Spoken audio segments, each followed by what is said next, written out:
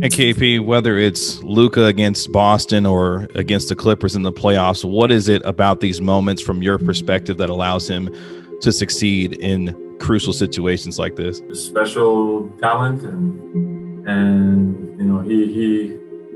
I feel like he doesn't surprise us anymore with these shots. It's unbelievable. So glad to watch it.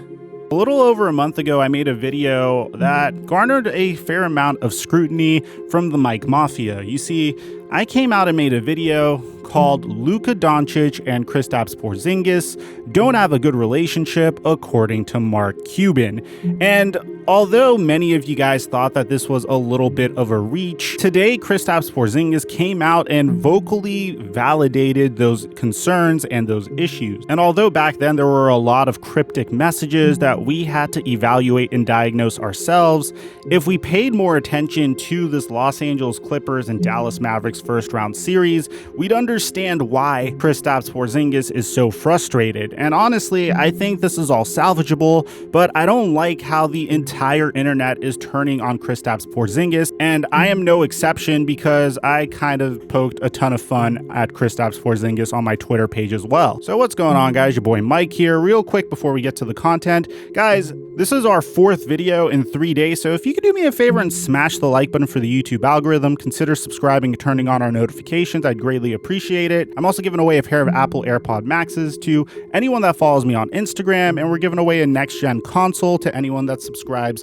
to our Laced Up podcast. All of that is going to be pinned by my Laced Up podcast channel in the comment section down below. Now that we got all that out of the way, cue the intro.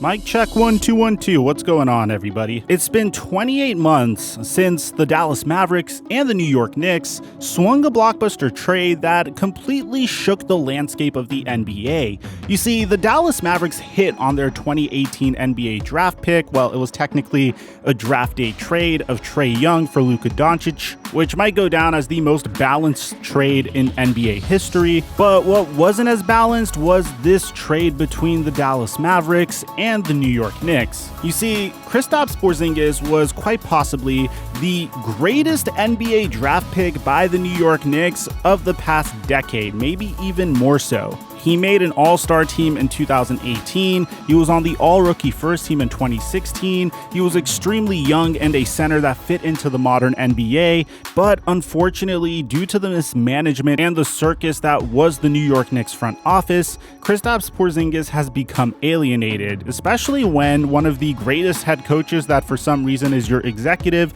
said on national TV that he would trade you. The result of this was the New York Knicks culture became so toxic that they traded Kristaps Porzingis and Tim Hardaway Jr. along Courtney Lee and Trey Burke to the Dallas Mavericks for Dennis Smith Jr., DeAndre Jordan, Wesley Matthews, and 2 future first-round picks. None of those players are still with the New York Knicks, whereas Tim Hardaway Jr., Trey Burke, and Kristaps Porzingis all played in Dallas's Game 7 loss to the Los Angeles Clippers. And there are many times in NBA history where the right move is made, but unfortunately, sometimes it just doesn't pan out. Oftentimes, I cite the Kyrie Irving trade by the Boston Celtics as a great example of this. Trading Isaiah Thomas and Jay Crowder after Isaiah made a heroic playoff run for Kyrie Irving was a ruthless move by Danny Ainge, but unfortunately, it was the right move, but it just didn't pan out. But it was a move that, in my opinion, most general managers would have made.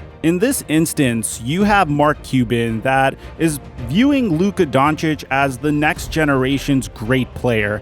I mean, this is a player that could enter the stratosphere of LeBron James and Michael Jordan if his career is managed properly. We all know that during the first 7 years of LeBron James's career, his entire career was grossly mismanaged by the Cleveland Cavaliers front office, not really getting him the supporting cast that was necessary to win championships. The result of this was that LeBron James had to take his talents to South Beach and team up with 2 other star players to give himself a legitimate chance of capitalizing on his prime and at least winning a championship or 2. In LeBron James's case, the team that he wasn't able to get past was the Boston Celtics that featured the big 4 of Rajon Rondo, Kevin Garnett, Paul Pierce, and Ray Allen. When you compare that to, say, Michael Jordan's kryptonite was the Bad Boy Pistons, a team that not only resulted in the Chicago Bulls firing Doug Collins and hiring Phil Jackson, in addition to adding players like Scottie Pippen and Horace Grant, despite the addition of 2 players and a head coach that would eventually win a three-peat with him, and once Horace Grant would leave, win a second three-peat with him, they would still lose that first year together to the very same team. It wasn't until Michael Jordan dug deep and realized that he needed to add some muscle and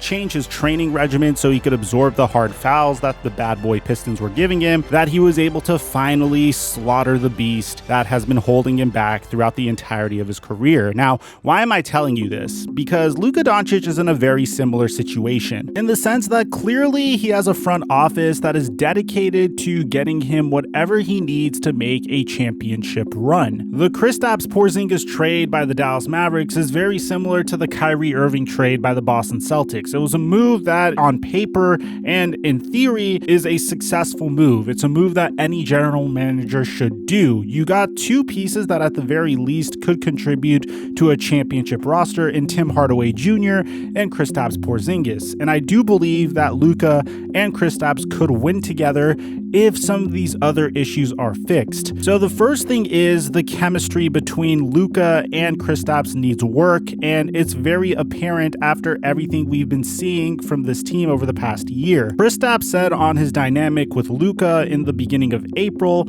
yeah, we're trying to play together and help each other. We want to win. At the end, we all want to win here, and that's it. We have to keep playing and keep playing together and keep playing well and help each other. There was frequent mention of the fact that Kristaps Porzingis and Luka Doncic didn't frequently interact off of the court and didn't really interact much on the court. So that led to comment from Mark Cuban saying on the court they are fine. I mean, coach is coach and coach kind of runs the show, so everything gets worked out on the court. That's not to say there aren't dust-ups, because there are.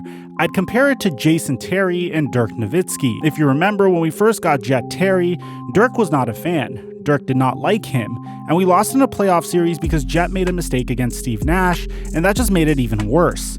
They weren't best friends at the beginning, but they grew to like each other and grew to be great friends, and that's just part of the process when you've got young kids who are growing up. It took forever before Dirk and Jet did anything off the court together, a long time. Yeah, I mean, KP and Luka get along fine, it's just that they're different people, they like to do different things. So we got multiple reports today that Kristaps Porzingis is frustrated with his role on the Dallas Mavericks, and this is according to Tim McMahon. So once they lost to the Los Angeles Clippers, Kristaps Porzingis was interviewed, and he was asked how he fits into the picture moving forward. He responded by saying, "Good question. How do I feel? I mean, I'm good. I try to put in the work, try to work hard, I do my part, listen to the coaches, what I'm asked to do, and that's it. I try to keep it simple for myself so I'm not overthinking, and I try to focus on what I can control. That's being a better basketball player and going into the offseason hungry. I want to get better physically on the basketball court. I'm going to put that work in to get better, and then the rest of the stuff will resolve itself." Porzingis also said that it was a mental battle after Game 7 to play a role that is not comfortable for him. And whatever I do, it seems like it's always something. I just try to be as professional as I can. So clearly chemistry needs work, but I don't think chemistry issues here are similar to any chemistry dust-ups we've seen in the past. I don't think this is similar to what James Harden and Russell Westbrook went through. I don't think this is similar to what Chris Paul and James Harden went through. I definitely don't think this is even close to what Kobe and Shaq went through. I think this is simply a case of 2 young players really trying to figure out how to play with each other.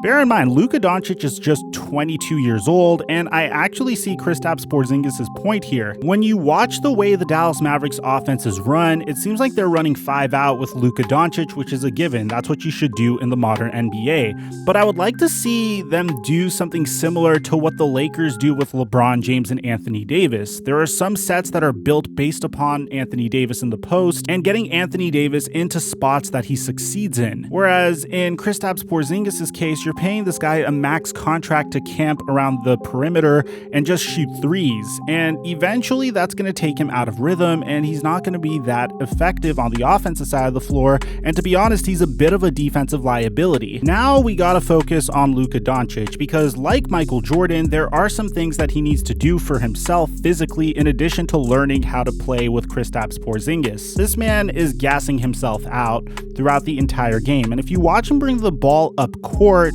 towards the end of the game, you can tell that this is a man that's just a little out of shape and a little tired. And again, that's not the end of the world, because once again, Luka Doncic's game isn't predicated on athleticism, but he definitely needs to work on his conditioning this offseason if he wants to be able to be a factor in the end of these games. And he's shown the ability to do so from time to time. In terms of Mark Cuban, the good news about him is it seems like he's a very patient owner. He came out and said that he's not going to fire Rick Carlisle because it didn't seem apparent to him that he needed to make a coaching change. This is a man that is very patient and isn't impulsive, at least with his investment in his players. And that's good, because I really want to see Kristaps Porzingis and Luka Doncic try to work it out together before giving up and potentially blowing this thing up entirely. I don't think we've seen these two at the height of their powers, as they've only played 100 games with each other thus far. This is also on Rick Carlisle to figure out how to integrate Kristaps Porzingis into the offense a little better, to take the load off of Luka Doncic's shoulders, and to put Kristaps Porzingis in a better rhythm,